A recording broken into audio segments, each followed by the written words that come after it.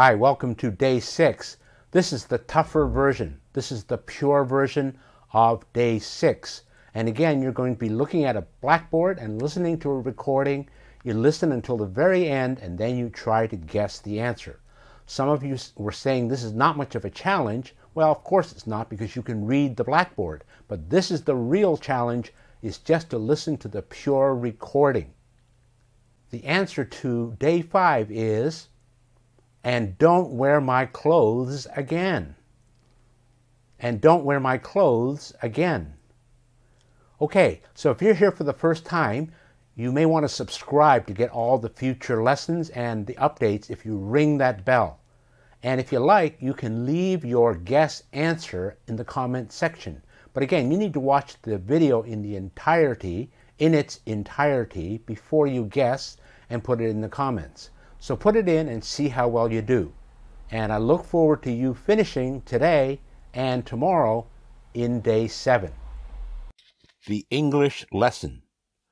George was sitting in his English class. It was a hot afternoon and he was feeling sleepy. It was a grammar lesson and George was also bored. He hated grammar.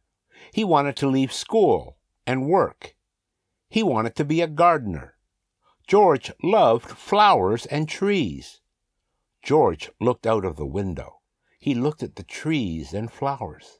Then he started daydreaming. After 10 minutes, the teacher stopped talking. She asked the students to do a grammar exercise in their books.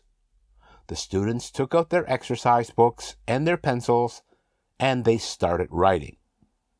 The teacher looked at George. She saw that he wasn't writing, so she said, "Why aren't you writing, George?"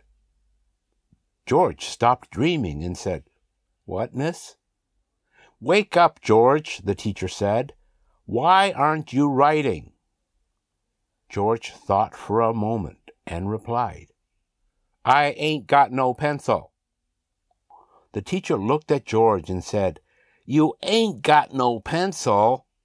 You mean I don't have a pencil." George did not understand the English teacher, so he said, "Sorry, miss." The teacher said in an angry voice, "I don't have a pencil. You don't have a pencil. He doesn't have a pencil. She doesn't have a pencil. We don't have pencils. They don't have pencils. Now, George, do you understand?" George looked at the teacher for a moment, and then he said,